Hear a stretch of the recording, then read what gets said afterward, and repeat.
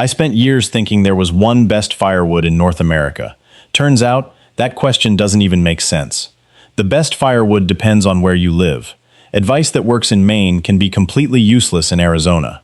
So today, we're finding the true champion in every region of North America. Let's start where winter has been testing firewood for generations. When people think about premium firewood, New England usually enters the conversation pretty quickly, and for good reason. This part of the country is packed with hardwoods that have been keeping homes warm for hundreds of years.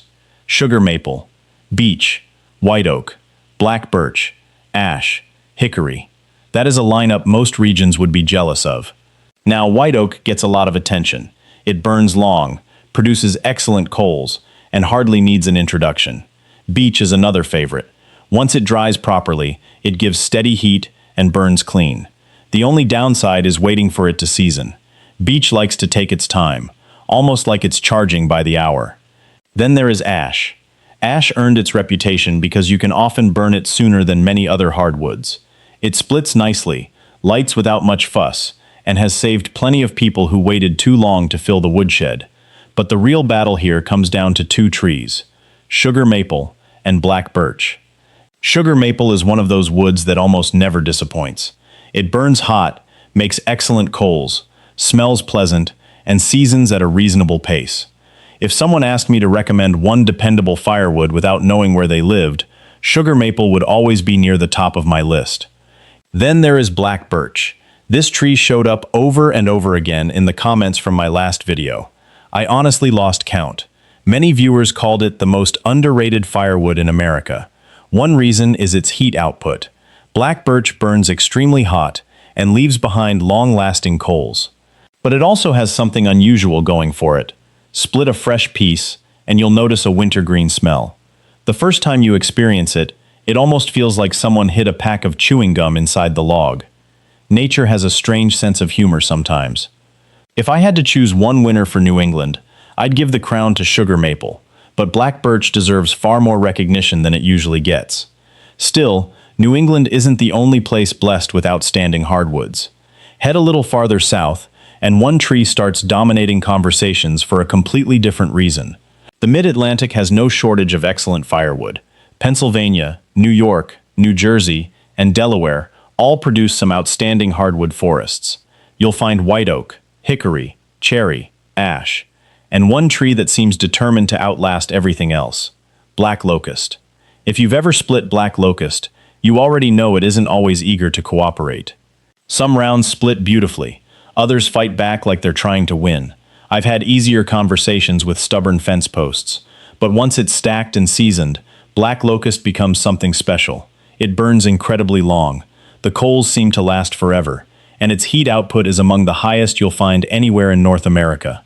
That's one reason farmers loved planting it. It made durable fence posts that resisted rot, and once an old tree finally came down, nothing went to waste. Into the stove it went. White oak comes close. It is easier to find in many places and has earned its legendary reputation honestly. Hickory also deserves respect. It burns hot and leaves excellent coals. Cherry may not compete for maximum heat, but it burns clean and gives off one of the nicest aromas you'll ever notice from a wood stove. Some people save cherry almost like dessert. Makes sense, right? Not every meal needs to be the hottest one. But if winter is long and you're trying to stretch every load of firewood, black locust keeps proving why people swear by it. For me, it takes the regional title. Now we're heading into a region where the competition becomes even tougher, because here, one heavyweight hardwood has ruled for generations. The Appalachian Mountains have been heating cabins with hardwood for a very long time. Kentucky, West Virginia, Tennessee, Virginia, North Carolina. This is hickory country. That doesn't mean the competition is weak. Far from it. White oak grows throughout much of the region. Beech is common. Black locust makes another appearance. Every one of them could win somewhere else. But hickory is different. When people describe hickory, the same words keep coming up: hot, long burning, reliable. And that's exactly what I've experienced too. A good load of seasoned hickory produces serious heat. It creates deep beds of glowing coals that make restarting the next fire almost effortless. That matters more than many people realize. A stove full of strong coals on a freezing morning is worth its weight in gold. There's another reason people love hickory. It seasons reasonably well compared to some dense hardwoods, and once it's ready, it performs year after year without surprises. No drama, just heat. White oak gives hickory a real challenge. If your woodshed was filled with nothing but white oak, you'd have absolutely nothing to complain about. Beech also performs beautifully once fully seasoned. Black locust lasts forever, but hickory seems to balance everything. Heat, coal production, availability, dependability. It's like that old pickup truck that starts every morning no matter how cold it gets. It may not be flashy, but you'll miss it the day it's gone. So the Appalachian crown goes to hickory. We've covered 3 regions already, but now we're heading north again, where another familiar champion quietly reminds everyone why it has earned such a legendary reputation. The Great Lakes region has one huge advantage when it comes to firewood: variety. Michigan, Wisconsin, Minnesota, and Ontario are full of forests that produce excellent heating wood. You can find sugar maple, birch, ironwood, and ash, often growing within a short distance of each other. But don't let that fool you. Not every one of them belongs in the same league. Let's start with birch. Birch catches fire easily and gives off a beautiful flame. That's one reason so many people love it. It's great for getting a fire started, and seasoned yellow birch can produce impressive heat. The problem is that birch doesn't always forgive people who wait too long to split it. Leave it sitting in log form for too long, and the bark traps moisture like a raincoat. Before you know it, you've grown mushrooms instead of firewood. Ironwood, sometimes called hornbeam, is another interesting tree. It doesn't usually get the spotlight because the trunks are often small. But pound for pound, it's incredibly dense. It burns slowly, throws excellent heat, and leaves behind a bed of coals that seems determined to survive until breakfast. Then there is ash. Ash has rescued plenty of people over the years because it can often be burned sooner than many hardwoods. It's easy to split, easy to handle, and dependable. If every tree behaved like ash, firewood would be a much easier hobby. But this region has one tree that just keeps checking every box: sugar maple. There's a reason it keeps showing up near the top of almost every serious firewood discussion. It burns hot. It produces long-lasting coals. It seasons in a reasonable amount of time, and it gives consistent results year after year. No surprises, no tricks, just dependable heat. Sometimes people chase the rarest or hardest wood they can find. Meanwhile, sugar maple quietly keeps warming houses every winter, without asking for any attention. That's usually the sign of a true champion. For the Great Lakes, sugar maple wins again. But don't get too comfortable. Our next stop proves that even in colder forests, the best tree isn't always the one people expect. Once you move deeper into the Canadian Shield, the forests begin to change. You'll still find maple, you'll still find birch, but tamarack and poplar become much more common, especially the farther north you go. That changes the conversation. Poplar is useful because it grows fast and is easy to find. It lights quickly and helps shoulder season fires when you don't need maximum heat. But if you're depending on it through the middle of January, you'll probably get very familiar with your wood stove door. It burns, you reload. It burns, you reload again. It keeps you warm, but it also keeps you busy. Birch is one of the region's strongest performers. Yellow birch especially can produce excellent heat and beautiful coals. Tamarack also deserves plenty of respect. Despite being a conifer, tamarack surprises people. It burns hotter than many expect, seasons well, and produces excellent heat. That's why so many people living in colder parts of Canada speak highly of it. But there is still one tree that stands above the rest: sugar maple. Whenever it grows in sufficient numbers, it becomes incredibly difficult to beat. Its balance of heat, coal production, clean burning, and overall reliability is simply hard to match. Sometimes the best answer really is the obvious one. That doesn't make it boring, it makes it proven. Sugar maple earns another regional title here. But things are about to change. Because the farther west we travel, the hardwoods begin disappearing, and another tree starts building a legendary reputation. Welcome to Manitoba, Saskatchewan, and Alberta. If you've lived here, you already know something people farther east sometimes forget. You burn what grows. This isn't hardwood country. That doesn't mean the firewood is poor. It just means people learn to appreciate different trees. Poplar is everywhere. Spruce is common. Birch appears in many areas. and then there is tamarack. Now here's something interesting. Many people hear the word conifer and immediately assume softwood, lower heat, faster burning, end of story. Tamarack doesn't really care what people assume. It burns hotter than most softwoods. It produces surprisingly good coals, and once properly seasoned, it can easily compete with woods people often consider superior. That's one reason it has built such a loyal following across Western Canada. Spruce has its place too. It lights easily, burns clean when dry, and works beautifully for kindling or milder weather. Poplar is dependable because it's available almost everywhere. Sometimes availability matters just as much as raw heat. After all, the world's best firewood doesn't help much if the nearest tree is 500 miles away.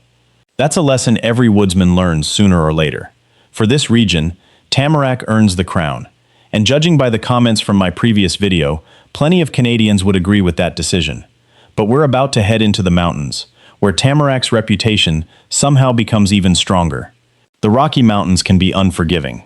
Long winters, heavy snow, cold that finds every crack in an old cabin. Out here, good firewood isn't just nice to have, it matters. The main players are lodgepole pine, Douglas fir, spruce, and western larch, better known by many people as tamarack. Lodgepole pine gets used constantly because it's everywhere. It dries fairly quickly, lights easily, and provides dependable heat. Douglas fir is another favorite. Properly seasoned Douglas fir burns hotter than many people expect, and it leaves behind respectable coals. I've always thought it deserves more credit than it gets. Then there is tamarack. If there was one theme that kept appearing in the comments under my last ranking, this was it. Montana viewers love tamarack. Actually, love might be an understatement. Some people defended tamarack like I had insulted a family member. And honestly, after burning it myself, I understand why.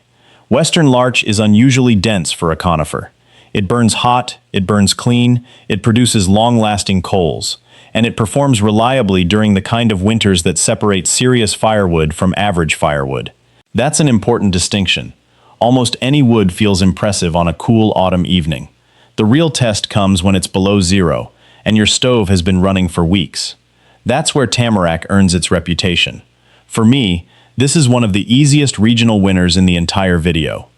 Western larch takes the Rocky Mountain crown without much argument, but now we're heading to a place where local pride becomes even stronger, because on the Pacific coast, one tree has become almost legendary, and people there are more than happy to tell you why. The Pacific Northwest has one of the most unique firewood debates anywhere in North America. Washington, Oregon, British Columbia. Ask 10 people what the best firewood is, and you'll probably get one answer over and over. Madrone. Now that's saying something, because this region grows plenty of excellent trees. Douglas fir is everywhere. Alder has heated homes for generations. Big leaf maple is dependable and often overlooked. But madrone seems to have built almost legendary status. After reading hundreds of comments from my last video, I started noticing a pattern. People from Oregon weren't just recommending madrone. They were defending it. One viewer basically said, "Until you've burned madrone, you don't know what good firewood is." That caught my attention. Madrone is incredibly dense. When it's properly seasoned, it burns hot, produces beautiful coals, and can keep a stove running for hours. The only catch is getting it seasoned. Fresh madrone likes to twist, crack, and move around as it dries. Sometimes a fresh round looks like it has its own plans. I've seen pieces split themselves while sitting in the woodpile. Nature apparently decided seasoning should be entertaining. Douglas fir deserves far more respect than it usually gets. People often hear the word fir and immediately assume it's average firewood. Not true. Dry Douglas fir burns clean, produces solid heat, and performs far better than many hardwood lovers expect. If all I had was seasoned Douglas fir, I wouldn't complain for 1 second. Alder also has its place. It lights easily, seasons fairly quickly, and has been used for cooking and smoking food for generations because of its pleasant aroma. Then there is big leaf maple. It doesn't quite match sugar maple for heat, but it still produces dependable fires and makes an excellent everyday wood. Still, one tree stands above the rest. Madrone combines outstanding heat, long-lasting coals, and remarkable burn time. There is a reason it has become almost legendary along the Pacific coast. For the Pacific Northwest, Madrone takes the crown. But the next region may be the toughest decision in this entire video, because California has more than one tree that deserves to wear the crown. California is different. The climate changes dramatically depending on where you are. The trees change with it. That means this region has one of the most interesting collections of firewood anywhere in North America. You'll find oak, madrone, olive, almond, eucalyptus, even manzanita. Right away, one question comes up. Is the best firewood always the hottest one? Not necessarily. Let's start with oak. Oak is dependable. It burns long, produces excellent coals, and has earned its reputation honestly. It may not win every competition, but it never embarrasses itself either. Then there is eucalyptus. This one divides people. Properly seasoned eucalyptus burns extremely hot. The downside is that certain species can throw sparks and require a little more attention. That's not a reason to avoid it. It's simply a reason to respect it. Almond is another excellent hardwood. Dense, hot burning, great coal production. The problem is availability. Not everyone has access to enough almond wood to heat a house all winter. The same is true for olive. Now we're talking about something special. Olive is unbelievably dense. It burns slowly, produces tremendous heat, and leaves behind outstanding coals. If firewood competitions were based only on burning performance, olive would be standing on the podium. The catch? Most people simply can't get enough of it.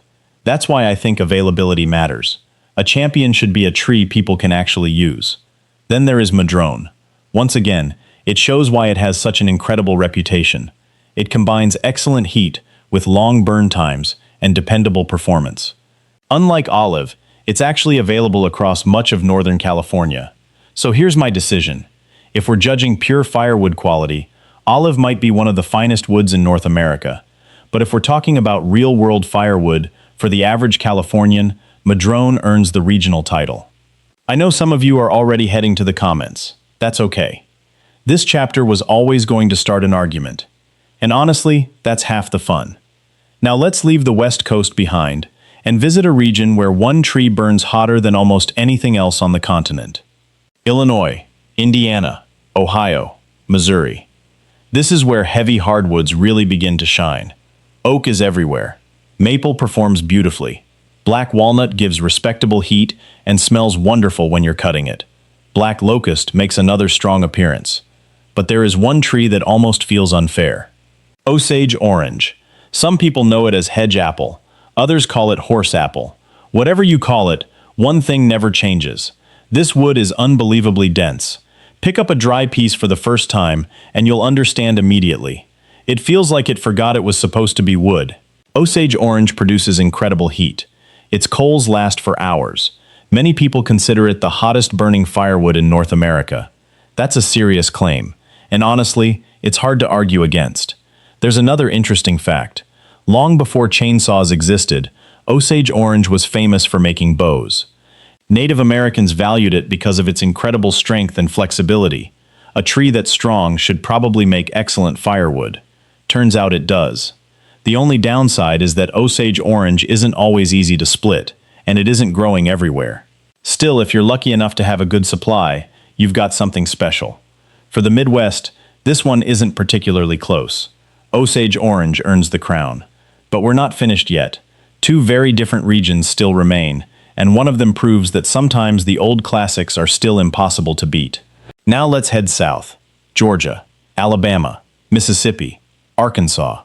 The winters here aren't usually as brutal as they are in Montana or Minnesota, but people still appreciate firewood that burns hot and burns long. And this region has no shortage of it. Oak is everywhere. Pecan grows throughout much of the South. And then there is hickory. If you've ever cooked over hickory, you already know the smell. It has probably made more barbecue famous than any other tree in America. But we're talking about heating, not brisket. Although now I'm making myself hungry. Hickory earns its reputation because it checks every important box. It produces excellent heat. It burns for a long time.